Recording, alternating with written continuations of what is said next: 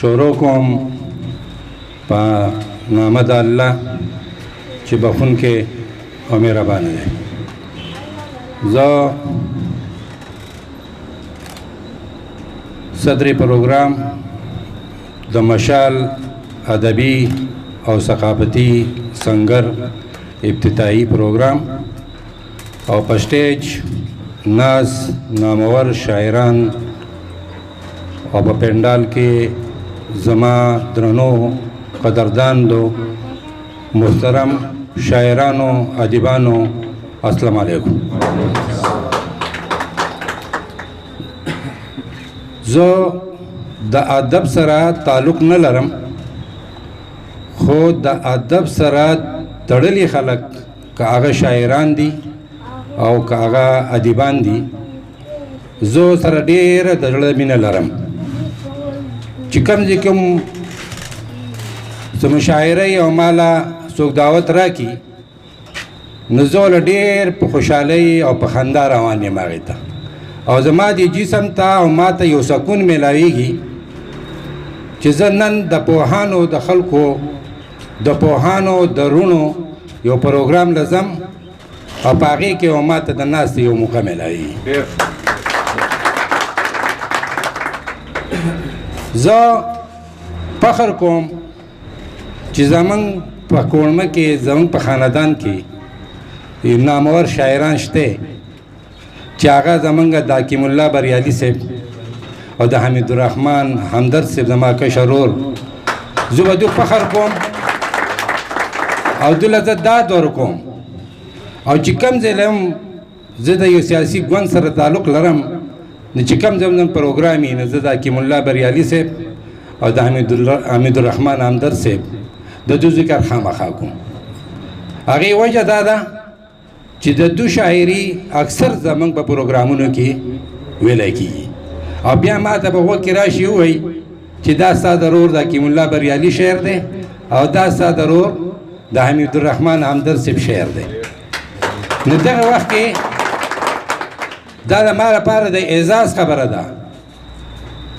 زه دوی له داد ورکوم چې انشاءالله تاسو سره به زما مالی جانی چې څه قسم تعاون یا به انشاءالله برقراري.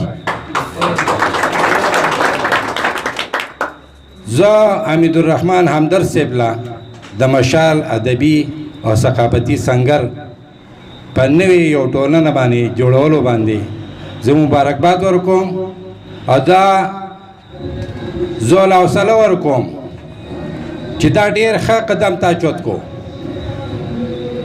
ځکه چې د هغې شروعات د هغې ډېر ښه وشو. دلته کې زه وینم چې د مختلف د ټولنو مشران د دې علاقې نامور شاعران ادیبان زه وینم او تا شروعات صحیح وکړو ځکه چې ته چا ته په زړه کې سخیره نه لرې. څنګه چې په سچای او په صحیح نیت باندې روانې زما دغه درخواست تاسو ته دا دی همدرد صاحب چې د ټولو ټولنو څومره ملګري چې دي هغو له باقاعده احترام او ادب ورکړئ.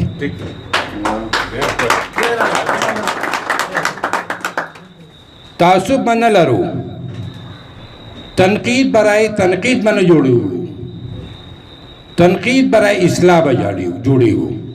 نو چې کله تنقید برای اصلاح شو نو تاسو ته به لارې کولایږي. زه ډېر وخت نه علم په سټیج ډېر درانه مشران ناست دي هغو به هم خبرې کوي او تاسو ډېر درانه او پوهان خلک یئ. زما زړه غواړي زه ډېرې زیاتې څه خبرې وکړم خو دا کومې خبرې چې ما وکړې نو دا مې په ځان کې یو ډېر زیات یو همت پیدا کړو ځکه چې یو د اتنا طالب علم د پوسټ ګریجویټ کس د مخې داسې څوک خبرې نشي کولی. نو زما مثال د اتنا د یو طالب علم دی او تاسو د پوهانو خلکو په محفل کې ما ته د خبرو د راکولو ټایم وخت راکول ستاسو یو جهان مننه ډېره مهرباني او دلته کې چې څومره راغلي زموږ قدردان محترم زموږ دا مېلمانو زه د زړه د تله تاسو ته هرکلی ویم او یو جهان مننه. شکریه جی. السلام علیکم.